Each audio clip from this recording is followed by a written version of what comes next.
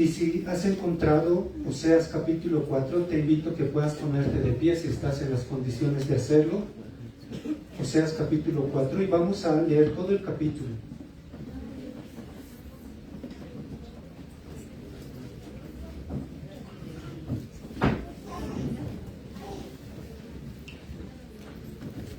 Yo voy a leer para ustedes en voz alta mientras cada uno de ustedes me sigue con su vista. Oseas capítulo 4.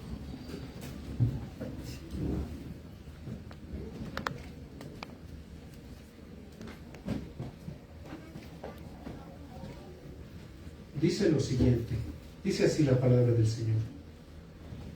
Oíd palabra de Jehová, hijos de Israel, porque Jehová contiende con los moradores de la tierra, porque no hay verdad, ni misericordia, ni conocimiento de Dios en la tierra.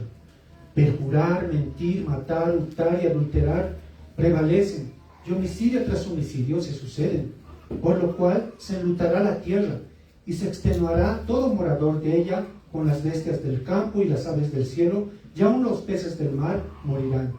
Ciertamente, hombre no contienda ni reprenda a hombre, porque tu pueblo es como los que resisten al sacerdote. Caerán por tanto en el día, y caerá también contigo el profeta de noche, y aun tu madre destruiré. Mi pueblo fue destruido porque le faltó conocimiento. Por cuanto desechaste el conocimiento, yo te echaré del sacerdocio, y porque olvidaste la ley de tu Dios, también yo me olvidaré de tus hijos. Conforme a su grandeza, así pecaron contra mí. También yo cambiaré su honra en afrenta. Del pecado de mi pueblo comen, y en su maldad levantan su alma. Y será el pueblo como el sacerdote, le castigaré por su conducta, y le pagaré conforme a sus obras. Comerán, pero no se saciarán. Fornicarán, mas no se multiplicarán, porque dejaron de servir a Jehová. Fornicaron vino y mosto, quitan el juicio. Fornicación, vino y mosto quitan el juicio. Mi pueblo a su ídolo de madera pregunta, y el leño le responde, porque espíritu de fornicación lo hizo errar, y dejaron a su Dios para fornicar. Sobre las cimas de los montes sacrificaron, e incensaron sobre los collados, debajo de las encinas, álamos y olmos que tuviesen buena sombra. Por tanto vuestras hijas fornicarán, y adulterarán vuestras nueras. No castigaré a vuestras hijas cuando forniquen, ni a vuestras nueras cuando adulteren, porque ellos mismos se van con rameras, y con malas mujeres sacrifican. Por tanto el pueblo sin entendimiento caerá. Si fornicas tú, Israel, a lo menos no peque Judá, y no entreguéis a Gilgal, ni subáis a Bet-Aven, ni juréis, vive Jehová. Porque como novilla indómita se apartó Israel. ¿Los apacentará ahora Jehová como a corderos en lugar espacioso? Efraín ha estado a ídolos, déjalo. Su bebida se corrompió, fornicaron sin cesar, sus príncipes amaron lo que avergüenza, el viento los ató en sus alas, y de sus sacrificios serán avergonzados. Vamos a orar.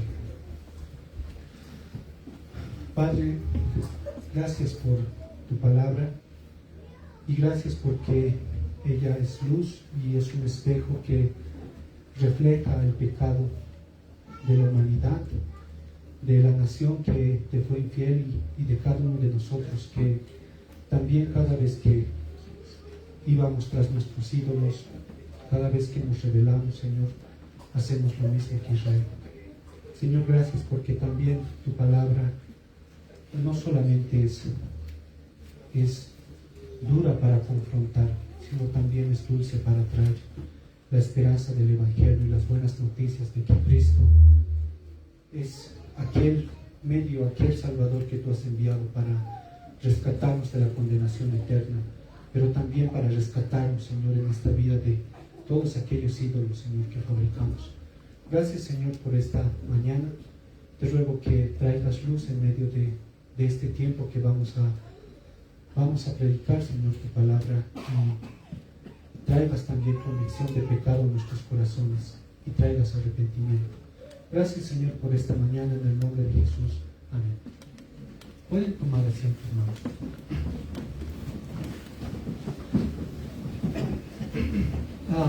Se dice que antes de que el dulce de las buenas noticias del Evangelio sean proclamados, es vital dar el trago amargo del pecado, ¿no?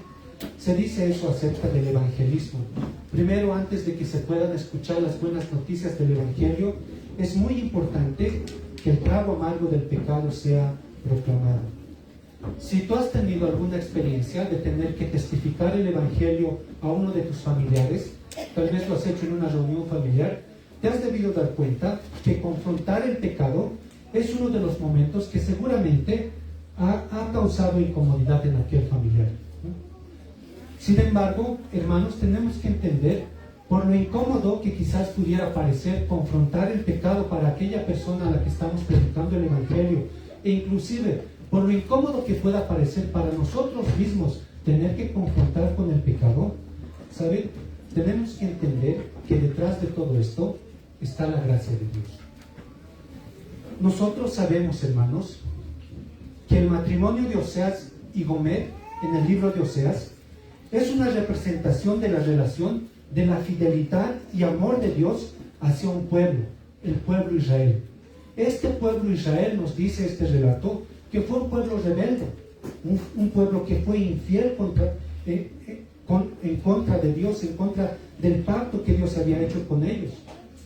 Si tú te has dado cuenta, en los primeros 3 capítulos, Oseas ha hablado acerca de su vida personal, no ha hablado acerca de su relación de él con Gomer. Ahora, también en esos capítulos, cuando nosotros vemos identificado esa relación que había entre Oseas y Gomer, vemos ciertas acusaciones que se encuentran, por ejemplo, en el capítulo 2. Allí en el capítulo 2 vemos acusaciones en contra de la infidelidad de Gomer. Ahora, en el capítulo 4, donde hoy nos encontramos, en el capítulo 5, en el capítulo 6 y 7, también tú vas a poder encontrar acusaciones. Pero esta vez, a partir del capítulo 4, tú vas a ver que Dios va a mandar acusaciones directamente contra la nación de Israel en sí misma. En cierto modo, esta forma en la que comienza el capítulo 4 es muy similar a lo que encontramos en el capítulo 2. Por ejemplo, en el primer verso, en el capítulo 4, dice lo siguiente: Jehová dice, contiende con los moradores de la tierra. Cuando te vas al capítulo 2, en la primera parte, en los primeros versículos, también dice allí el libro de Oseas: contended con vuestra madre, contended, porque ella no es mi mujer, ni yo su marido. Básicamente lo que encontramos en el capítulo 4 son esas acusaciones que Dios va a hacer en contra de la nación de Israel. Aquí nosotros encontramos entonces en el capítulo 4 acusaciones directas. Dios les está diciendo al pueblo de Israel: esto es lo que ustedes están haciendo, Israel. Así es como ustedes están actuando. Dios le está diciendo a Israel: ustedes son el pueblo que se han apartado, que han adulterado espiritualmente e inmoralmente. Ahora, en este capítulo 4, eso es lo que nosotros encontramos.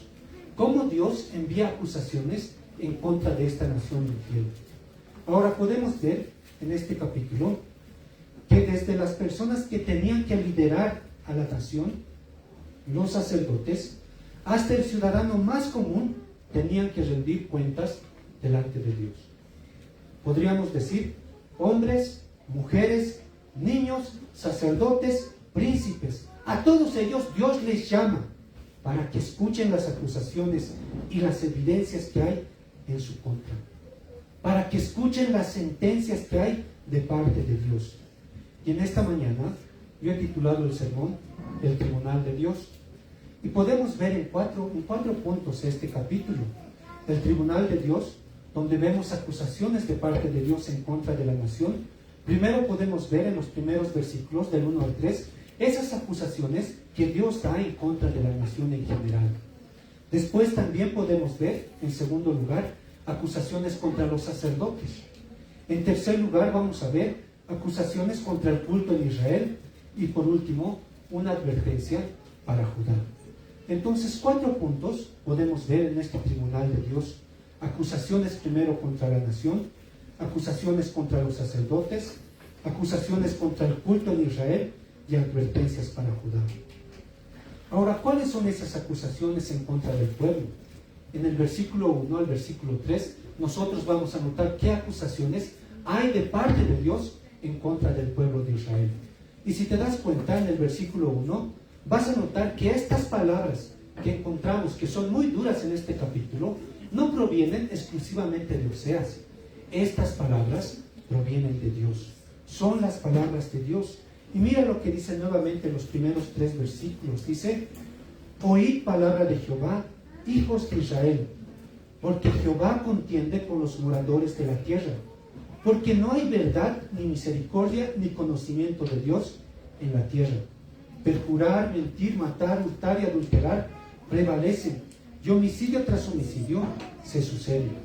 Por lo cual se enlutará la tierra y se extenuará todo morador de ella, con las bestias del campo y las aves del cielo, y aun los peces del mar morirán. Si nos damos cuenta, hermanos, en estos 3 versículos, Dios mismo es quien tiene litigio en contra de la nación de Israel, en contra de los moradores de la tierra de Israel. Y esta contienda, hermanos, se expresa en términos bien amplios. Si te has dado cuenta, esos términos son tan amplios que se pueden ver en el versículo 3. Nos dice, inclusive la tierra, la naturaleza misma, dice, va a sufrir las consecuencias por causa del pecado colectivo del pueblo de Israel. Ese pecado que cuando ha sido consumado por parte del pueblo de Israel, dice, ha engendrado consecuencias, dice, a niveles muy amplios, a niveles grandes. Inclusive, dice, la naturaleza va a sufrir las consecuencias del pecado. Ahora el Señor, esto había anunciado antes al pueblo de Israel, ¿no? Él dijo, Él mismo dice, va a endurecer los cielos, va a haber hambrunas por causa del pecado y la caída. ¿Por qué Dios hacía esto? ¿Por qué cuando nosotros vemos estas acusaciones en contra de la nación, van en términos tan amplios que inclusive la naturaleza tiene que sufrir las consecuencias del pecado? En cierto modo, hermanos, así fue como Dios hería a la tierra de Israel. La tierra de Israel, en ese entonces, estaba vinculado directamente a una cultura agraria, ¿no? Entonces, Dios hacía esto para ayudarles a entender cuál era el punto de este castigo, de esta aflicción que sobrevendría sobre ellas. Dice, Dios hacía todo esto en contra de la nación, que inclusive estas consecuencias iban hasta la naturaleza, dice, para decirles, ¿saben? Ustedes están pecando, por eso no hay lluvia, no hay animales, toda la naturaleza siente las consecuencias de su pecado. Y esto podemos ver en otras partes de la Biblia, como advertencia a causa de la infidelidad del pueblo de Dios. Si tú te vas a Deuteronomio capítulo 11, y también en el capítulo 28, tú vas a encontrar que Dios allí ha dado advertencias acerca de Dios sobre esto. Deuteronomio 11, versículo 11, dice lo siguiente. Dios le dice al pueblo, la tierra cual pasáis para tomarla es tierra de montes y de vegas, que bebe las aguas de la lluvia del cielo, tierra de la cual Jehová tu Dios cuida. Siempre están sobre ella los ojos de Jehová tu Dios, desde el principio del año hasta el fin. Si obedeciereis cuidadosamente a mis mandamientos, que yo os prescribo hoy, amando a Jehová vuestro Dios y sirviendo con todo vuestro corazón y con toda vuestra alma, yo daré la lluvia de vuestra tierra a su tiempo, la temprana y la tardía, y recogerás tu grano, tu vino y tu aceite. Daré también hierba en tu campo para tus ganados, y comerás y te saciarás. Guardaos pues que vuestro corazón no se infatue, y os apartéis y sirváis a dioses ajenos, y os inclináis a ellos, y se encienda el furor de Jehová sobre vosotros, y cierre los cielos, y no haya lluvia, ni la tierra dé su fruto, y perezcáis pronto de la buena tierra que os da Jehová. Entonces, hermanos, cuando Dios quería llamar la atención en medio de esa rebelión masiva en el pueblo de Israel, dice, sucedían estas cosas. Si miramos el capítulo 28 de Deuteronomio, nos vamos a dar cuenta cómo la naturaleza sufría también las consecuencias del pecado del pueblo.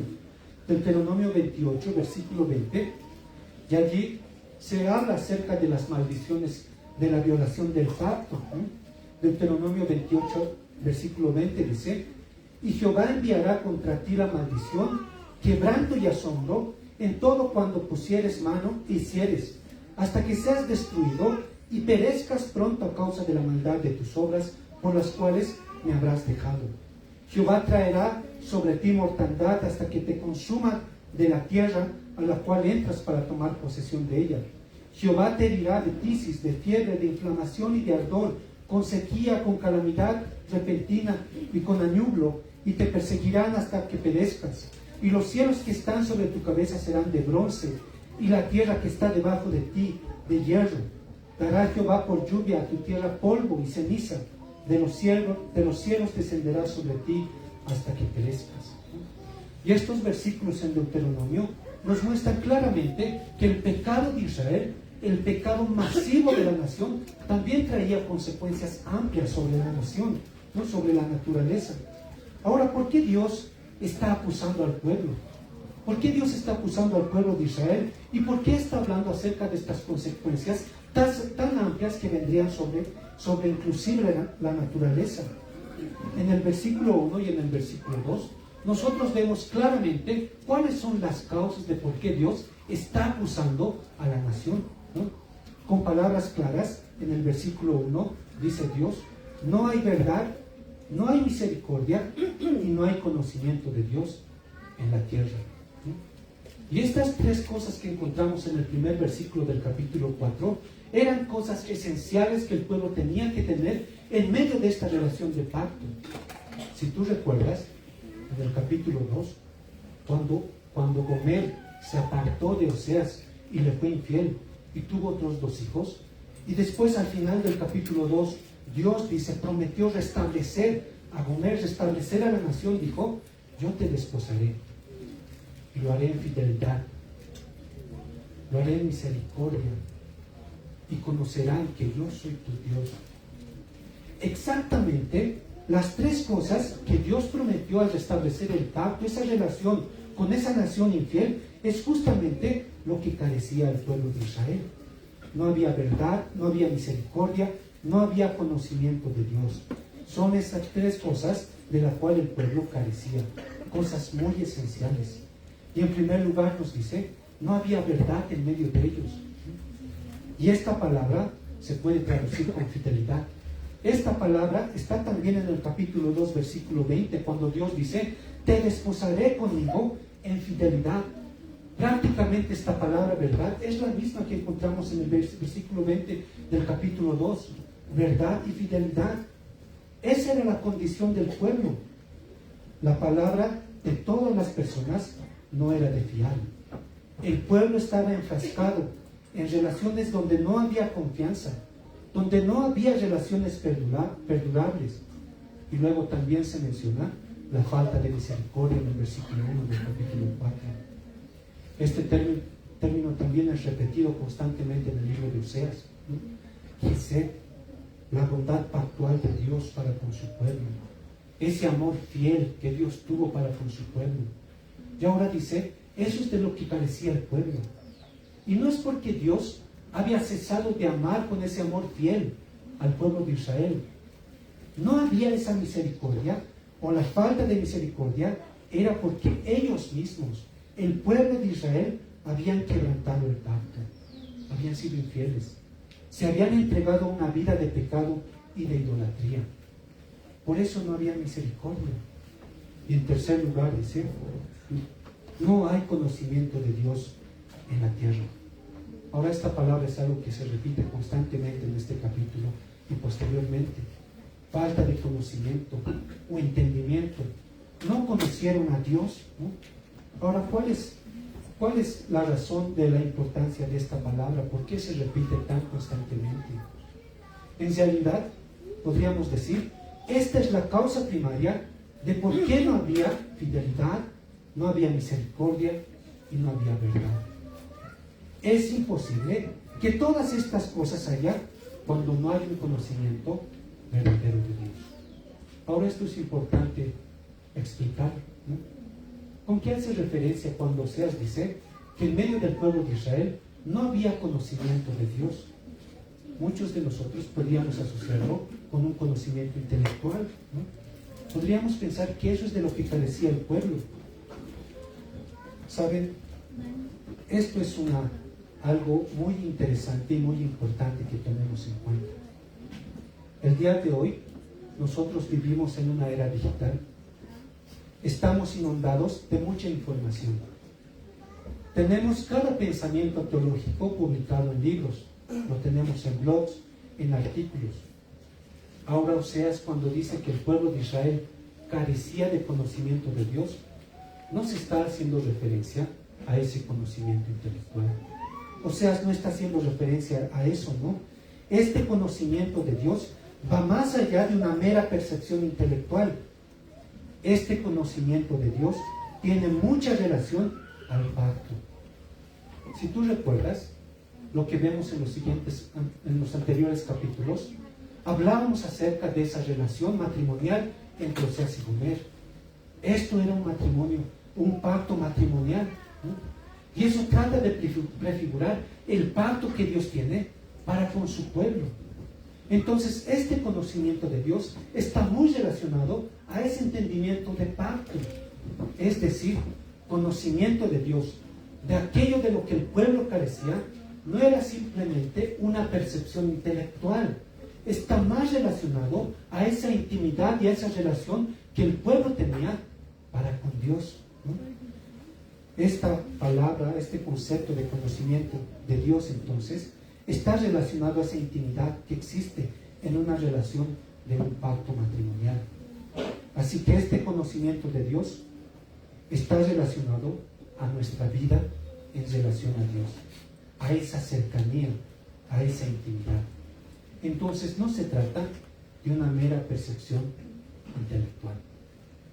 Si fuera una mera percepción intelectual, hermanos, de eso es de lo que abundaba el pueblo de Israel.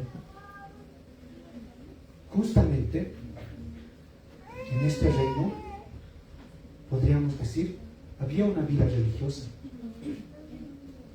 Había ritos, habían sacrificios, ofrendas, es lo que abundaba.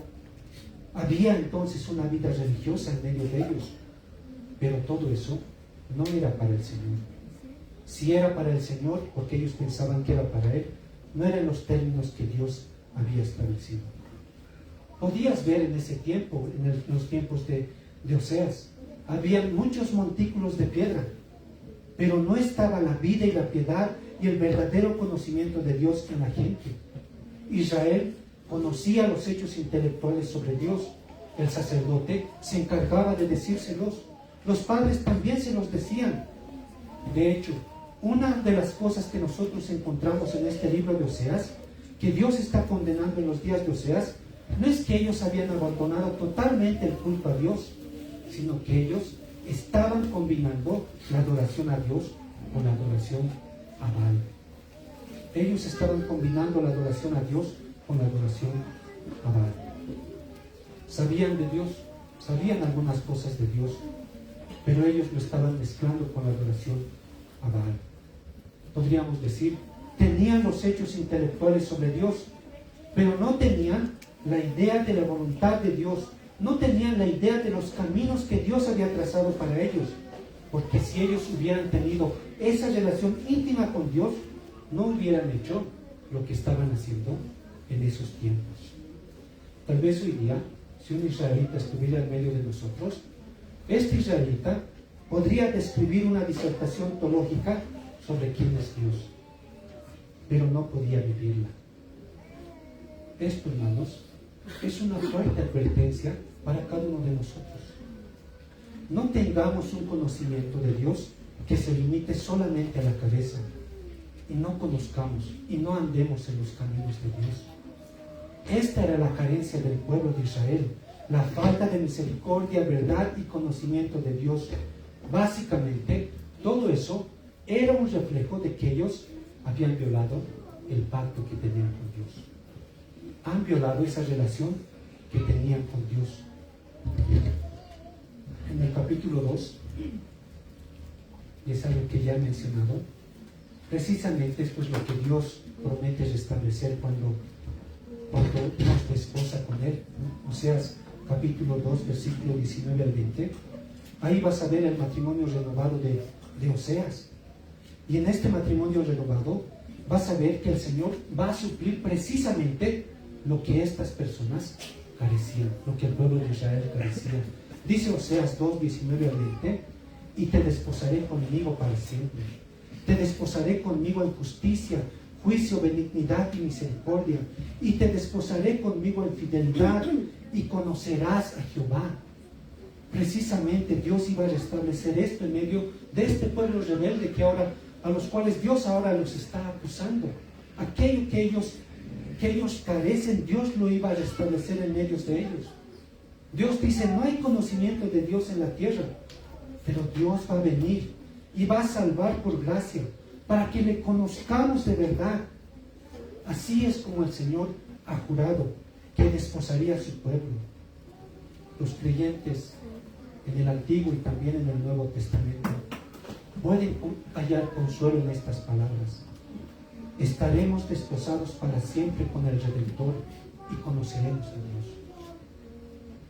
Ahora, en medio de este pueblo, hubo la mayoría que desecharon estas promesas de Dios.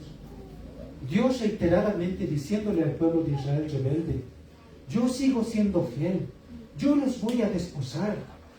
Y en lugar de oír a Dios diciendo estas promesas, dice, el pueblo de Israel desecharon y continuaron con su vida pagana.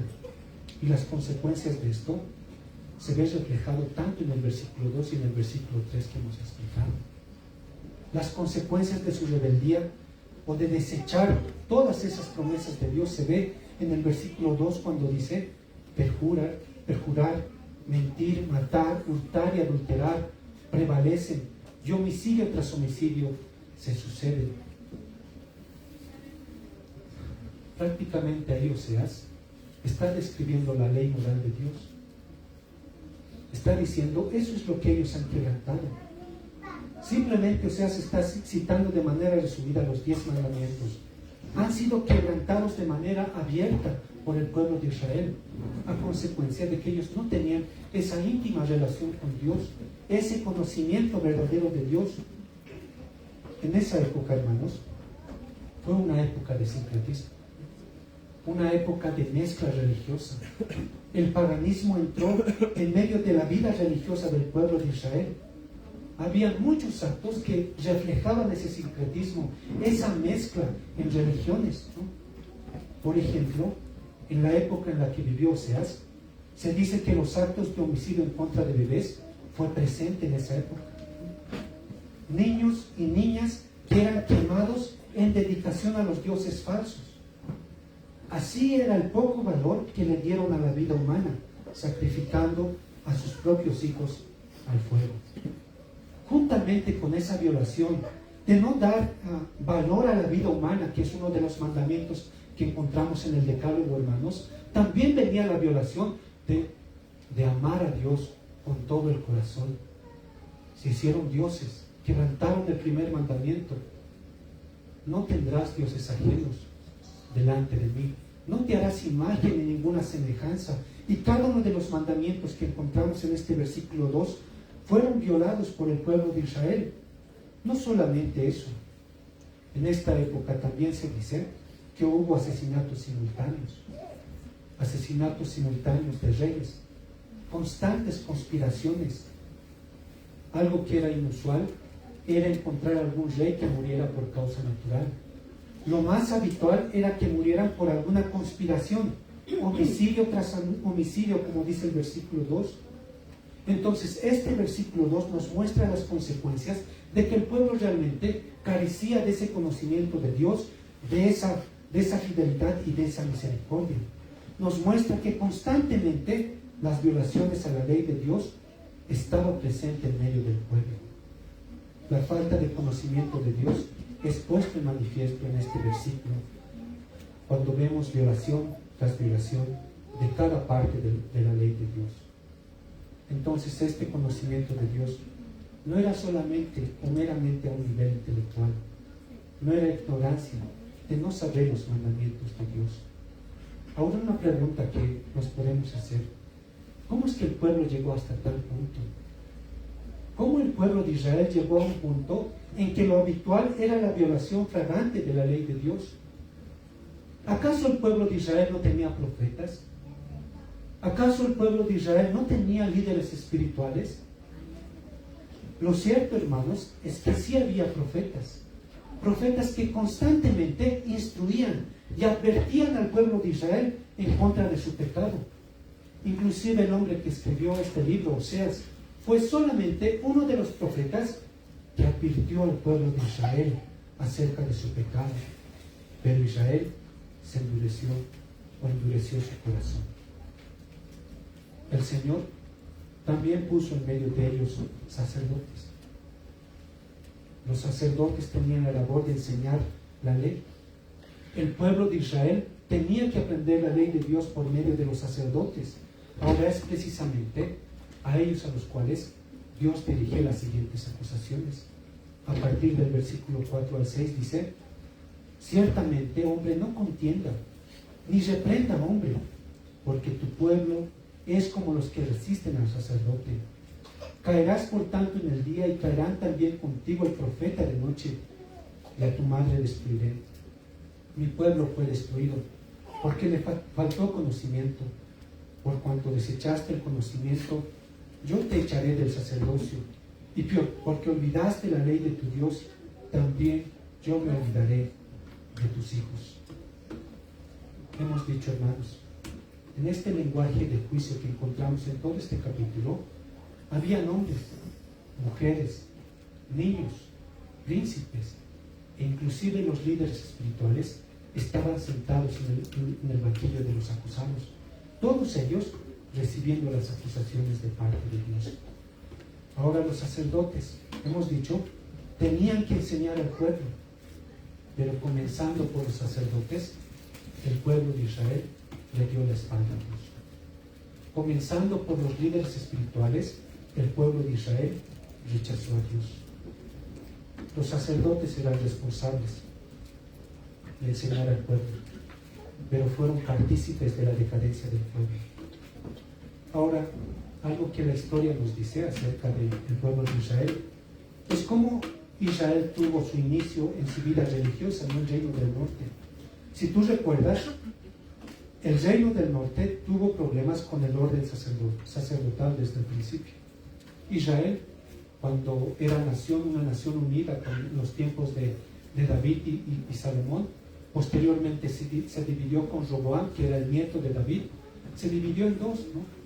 El reino del norte, que tenía 10 tribus, y el reino del sur, que tenía 2 tribus, ¿no? Entonces el reino del norte y del sur son el producto de esa división de la nación de Israel, ¿no? Ahora, en ese tiempo, Oseas está escribiendo al reino del norte, ¿no? Que tiene 10 tribus. En el tiempo en el cual se dividió el reino del norte y del sur, el primer rey del norte fue Jeroboam. Él fue el primer rey del norte. Dice, cuando él fue rey, él tuvo una preocupación. Aunque tenía bajo su reino 10 tribus, dice, los habitantes de las 10 tribus, dice, descendían hasta Jerusalén para poder ofrecer los sacrificios a Dios. Eso estaba establecido para un israelita, ¿no? Ofrecer los sacrificios a Dios. Entonces los israelitas del reino del norte descendían hasta el sur para poder ofrecer sus sacrificios en Jerusalén. Ahora Jeroboam tuvo miedo de algo, ¿no? Jeroboam tenía miedo de que aquellos que descendían a Jerusalén se quedaran en el sur. Entonces Jeroboam se le generó una idea, ¿no? Él dijo, voy a hacer altares aquí en todo este reino del norte, ¿no? Y voy a hacer 2 altares para que el pueblo tenga dónde sacrificar. Y así el pueblo no va a tener por qué ir al sur. Entonces lo primero que hizo Jeroboam fue implantar 2 lugares de adoración en el territorio del reino del norte. Así un israelita del norte no tendría la necesidad de ir al sur. Ahora el problema no solamente estaba allí, también el problema radicaba en que Jeroboam también instituyó sacerdotes que no eran de la tribu de Leví. Entonces, hermanos, a partir de la constitución inclusive de los sacerdotes, vemos cómo estos sacerdotes del reino del norte, de su mismo inicio, tenían problemas. No eran como Dios lo había ordenado. No hacían, por lo tanto, las tareas que se suponía que tenían que haber hecho. Y ese era el problema en este orden sacerdotal que había en el reino del norte. Entonces, La razón de la falta de conocimiento que destruía a la nación comenzaba con los que se suponía que tenían que enseñar al pueblo de Israel. ¿Qué hicieron estos sacerdotes? Que eran falsificados, desecharon a Dios, se olvidaron de la ley de Dios, seguían todo a su parecer y nada frenaba al pueblo para que hiciera lo mismo. Mira lo que dice el versículo 7 al 10. Conforme a su grandeza, así pecaron contra mí. También yo cambiaré su honra en afrenta. Del pecado de mi pueblo comen y en su maldad levanta su alma. Y será el pueblo como el sacerdote. Les castigaré por su conducta y le pagaré conforme a sus obras. ¿No? Y ahí sigue describiendo a los sacerdotes.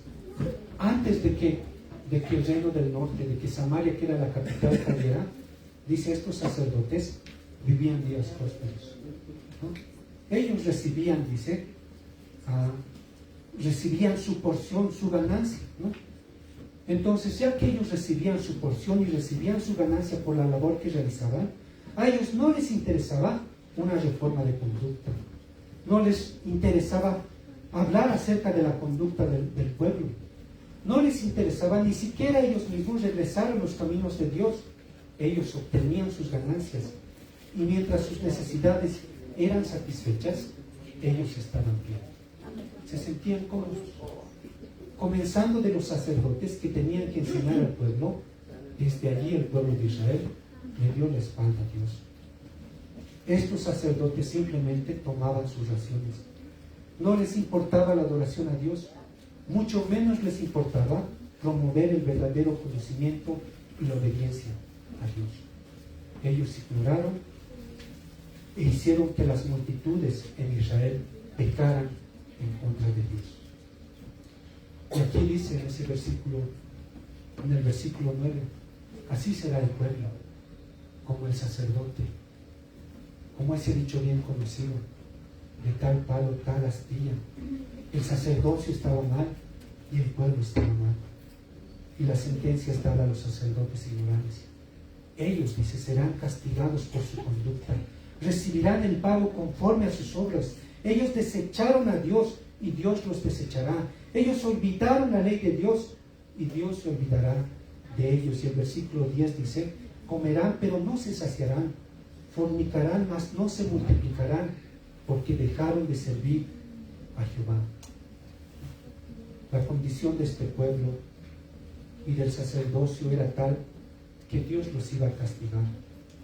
Dice el versículo 10, la comida, el sexo, que había sido la obsesión de estos sacerdotes, dice, Dios dice, ambas cosas les van a fallar. Va a ser maldito el fruto del vientre, porque ellos dejaron de servir a Dios. Ahora las acusaciones no solamente fueron en contra de la nación en general, no solamente fue en contra de los sacerdotes. A partir del versículo 11, nosotros vemos que también las acusaciones de Dios fue en contra del culto. Mira lo que dice el versículo 11. Fornicación, vino y mosto quitan el juicio. Mi pueblo a su ídolo de madera pregunta y el leño le responde, porque espíritu de fornicaciones lo hizo errar y dejaron a su Dios para fornicar. Sobre las cimas de los montes sacrificaron e incensaron sobre los collados, debajo de las encinas, álamos y olmos que tuvieran buena sombra. Por tanto vuestras hijas fornicarán y adulterarán vuestras nueras. Si los sacerdotes, hermanos, iban a ser sentenciados por no instruir y no dar un buen ejemplo, estos versículos dicen, el pueblo también iba a ser sentenciado porque cada uno, dice, participó voluntariamente en estos cultos que eran hechos a Baal. Y aquí nosotros podemos ver el grado de corrupción en estos cultos. ¿Qué es lo que caracterizaba? Dice fornicación, vino, mosto, inmoralidad sexual, borracheras. Claramente el pueblo de Israel ha perdido el juicio, ha perdido todo tipo de razonamiento. Y en medio de eso están esas condiciones idolátricas en su corazón. Dice el versículo 12, mi pueblo a su ídolo de madera pregunta, y el leño le responde, porque espíritu de fornicación le hizo errar, que entraron a su Dios y dejaron a su Dios para fornicar. Hermanos, ¿se dan cuenta? Están mostrando la necedad, la condición de ceguera espiritual por el pecado que había en medio de la nación, su idolatría que había en medio de ellos, la insensatez, la estupidez que el pueblo de Israel estaba cometiendo en medio de su idolatría. ¿Qué es lo que dice el versículo 12? Dice, en lugar de escuchar la voz del Señor por medio de sus profetas, dice, ellos optaron por la insensatez de escuchar a un pedazo de madera. Por todo lado se hicieron altares. El versículo 13, donde sea que podían poner la mirada, dice, ellos hacían altares. Si tú ibas a ese tiempo a Israel, podías evidenciar altar tras altar. Un pueblo que se ha vendido a hacer lo malo. Esto, hermanos, aunque en cierto modo está relatando la condición actual del pueblo de Israel en los tiempos de Oseas, también en cierto modo es un reflejo nuestro. La idolatría, hermanos, es descrito como aquello que cuando nosotros ponemos a cualquier cosa en primer lugar, o amamos a cualquier cosa más que a Dios, a eso se le llama idolatría. Y justamente eso es lo que nosotros encontramos aquí, un pueblo que se ha vendido a hacer lo malo. Los ritos, los actos, los cultos, todo se había depravado. El versículo 13 y 14 no dejan duda de eso. Miren lo que dice el versículo, al final del versículo 13 y 14. Por tanto, vuestras hijas fornicarán y adulterarán vuestras nueras. No castigaré a vuestras hijas cuando forniquen, ni a vuestras nueras cuando adulteren, porque ellos mismos se van con rameras y con malas mujeres sacrifican. Por tanto, el pueblo sin entendimiento, dice, caerá. Los ritos, los actos, los cultos también se han depravado. Y estos versículos no dejan duda de que la fornicación espiritual también se traducirá en inmoralidad física contra el cuerpo. Si te das cuenta, eso vemos en el versículo 14. No hay otra manera de entender que hombres y mujeres estaban dando sus cuerpos para actos perversos. Tanto hombres como mujeres estaban pecando. Ahora ellos tenían un entendimiento torcido, ¿no? Habían mezclado muchas cosas. En su entendimiento, cuando ellos hacían esto, ellos pensaban, y cuando un israelita ofrecía su sacrificio, ellos ejecutaban un acto inmoral para estimular la fertilidad y la fecundidad. ¿No? Eso es lo que ellos pensaban cuando ellos practicaban estas cosas. Ahora, eran responsables, ¿no? Hombres, mujeres eran responsables. Pero de manera un poquito más clara, nosotros vemos que aquí Dios está diciendo, aunque las mujeres pecaron, yo también voy a cargar de responsabilidad a los hombres, ¿no? Dios va a ser responsable, dice, padres y esposos por el comportamiento de sus esposas e hijas. ¿Por qué? Porque todo el pueblo estaba corrompido. Estos hombres, padres y esposos, eran responsables de guiar a sus esposas e hijas, pero no las guiaron en los caminos y en el entendimiento de Dios. Por eso Dios, ahora que está acusando, está enviando acusaciones en contra del culto en medio del pueblo de Israel, pronuncia que el pueblo va a caer, va a haber juicio en contra de este pecado decadente. Nuevamente Dios está mencionando acerca de este entendimiento, ¿no? Conocimiento, dice, este entendimiento que encontramos en el versículo 14, por el cual el pueblo carecía y por el cual va a caer, dice, no es un entendimiento, simplemente un entendimiento general. Es un entendimiento, un conocimiento que transforma de adentro hacia afuera. Y esto es lo que no había logrado hacer el pueblo de Israel. No habían ido a Dios. No habían logrado llevar a sus hijos, a sus hijas, a sus esposas a Dios intencionalmente. A ese Dios que constantemente nos había reunido. Al final de este capítulo, hermanos, nosotros vamos a ver una fuerte advertencia en contra de otra nación. Versículo 15 al 19 dice, si fornicas tú, Israel, a lo menos no peque Judá, y no entréis en Gilgal, no subáis a Betamén, no juréis, vive Jehová, porque como novilla indómita se apartó Israel. ¿Los apacentará ahora Jehová como a corderos en lugares espaciosos? Efraín es dado a ídolos, déjalo. Su bebida se corrompió, fornicaron sin cesar, sus príncipes amaron lo que avergüenza, el viento los ató en sus alas, y de sus sacrificios serán avergonzados. Al final de este capítulo, Dios le está diciendo a Judá: no hagas esto, lo que están haciendo tus hermanos en el norte. No vayas a los lugares de adoración, a dioses falsos. Por eso Oseas menciona Gilgal y Bet-Aven, eran los lugares principales de adoración pagana en el norte, ¿no? Y Dios le está diciendo a Judá: no hagas lo que hacen tus hermanos en el norte. Judá, será mejor que despiertes antes que sea demasiado tarde. ¿Qué es lo que podemos entender, hermanos, y aprender de esta parte de la historia redentora? Hermanos, algo que tenemos que entender y aprender es que el amor de Dios y la búsqueda de Dios tienen que ser lo esencial. Es algo que tiene que triunfar.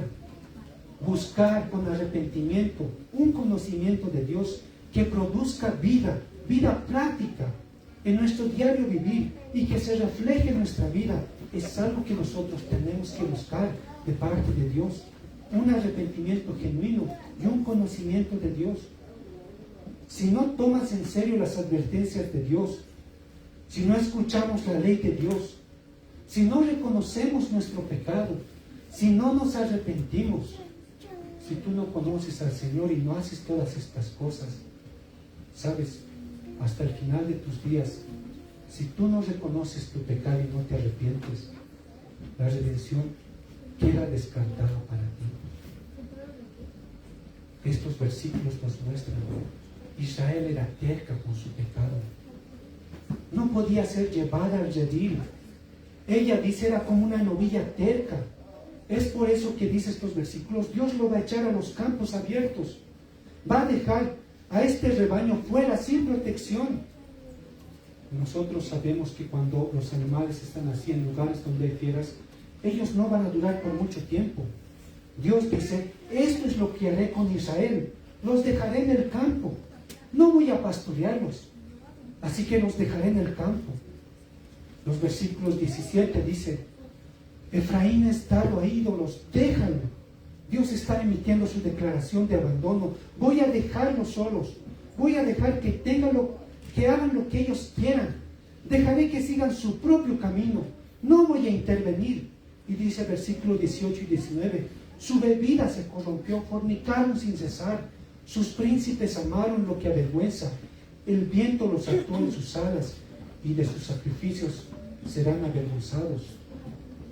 Dios solo dice: está bien, si así es como quieres que sea, voy a retirar mi mano protectora, me voy a ir de ti un rato y te dejaré hacer lo que tú quieras. Si tú recuerdas Romanos 1, Pablo dice exactamente cosas muy similares. Dice que aunque la humanidad, el ser humano, conocía a Dios por las cosas que la naturaleza le manifestaba acerca de Dios, dice que el ser humano lo rechazó. Dice que lo que se podía entender acerca de Dios, los hombres lo rechazaron. ¿Y qué es lo que dice Romanos? Dios dice: basta, y los entrega a una mente reprobada. Es muy similar lo que vemos en Romanos 1 y al final de este capítulo 4.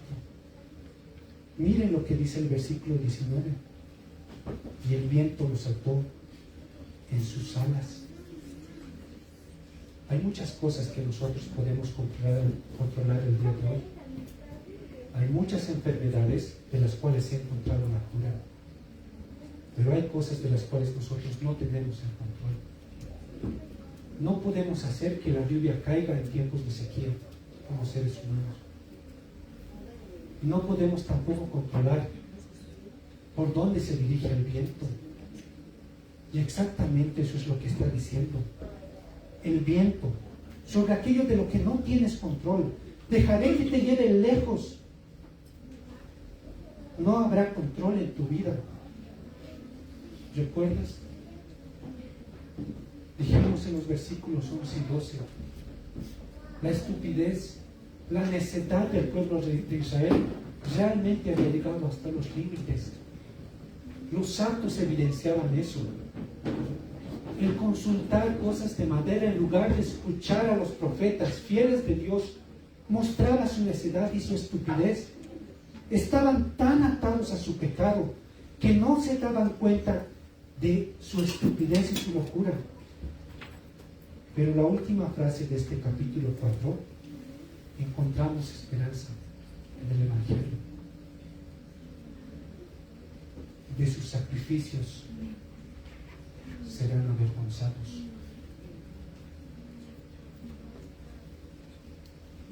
Tal vez tú has vivido en un tiempo de dureza de corazón. Te has debido dar cuenta que las cosas más necias son tan comunes para ti.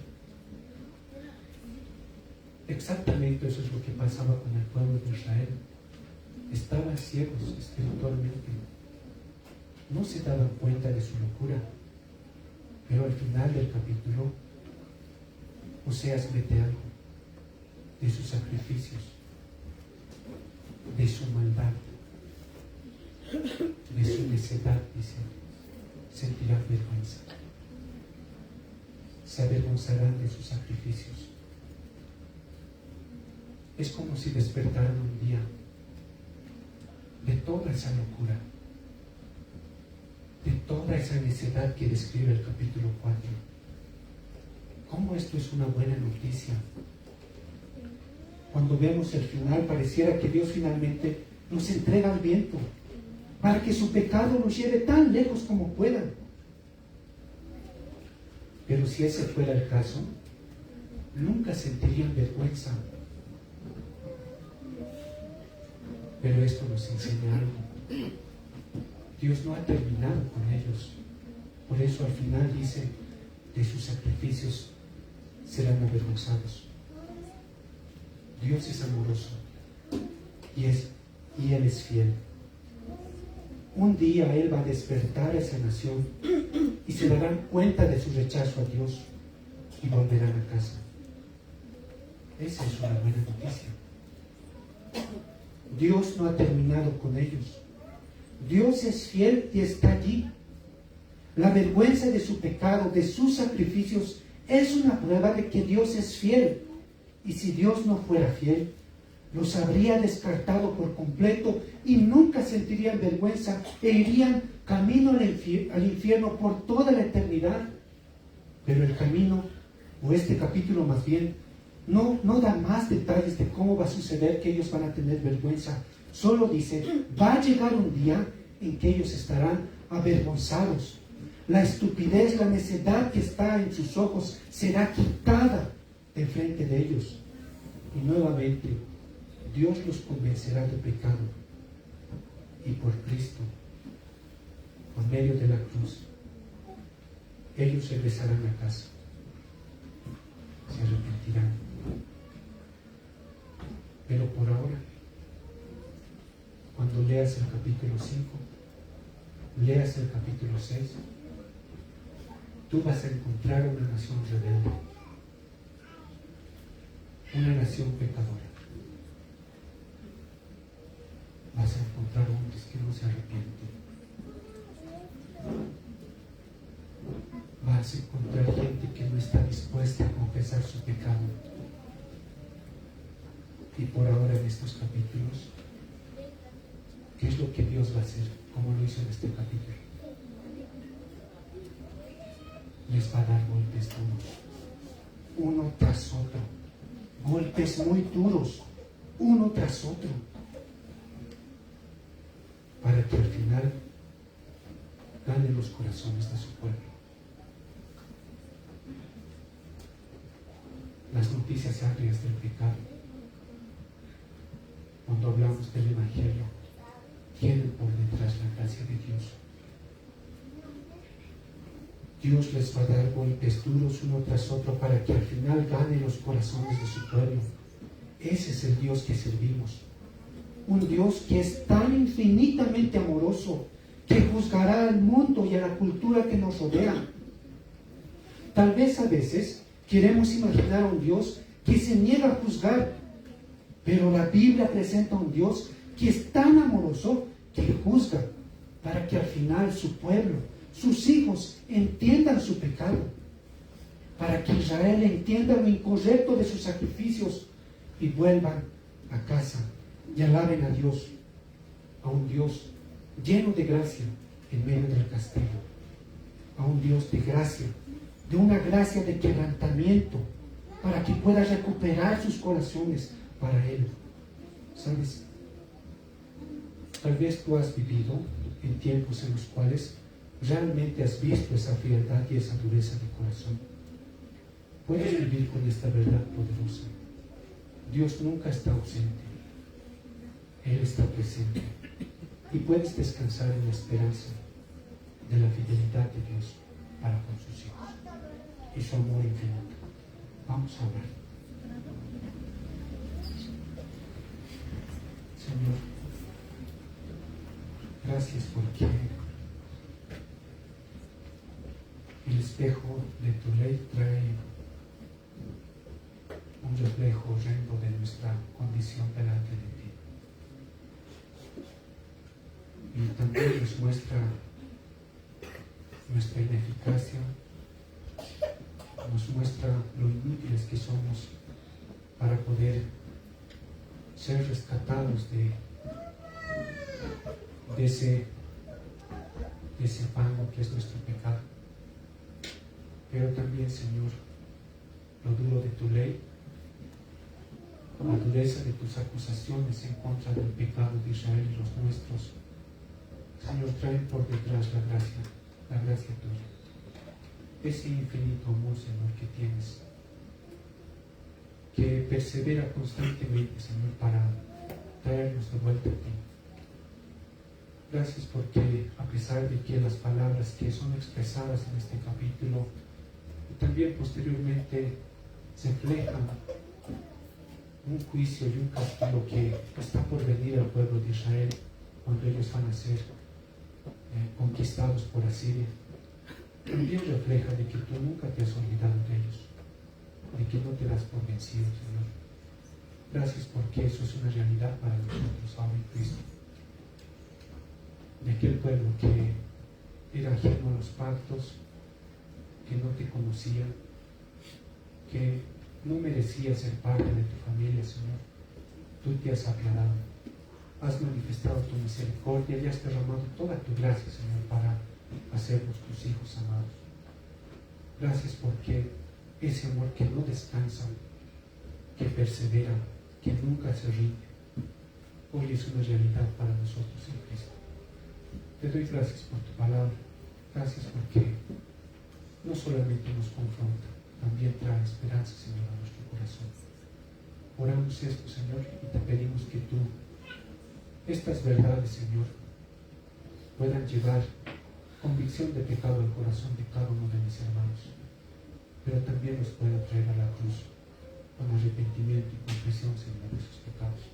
Te agradezco por esta mañana y también porque nos has dado el privilegio de poder abrir tu palabra y confiamos, Señor, de que tú estás obrando, Señor, en nuestros corazones. Oramos todo esto en los méritos de nuestro Señor Jesucristo. Amén. Que el Señor les bendiga.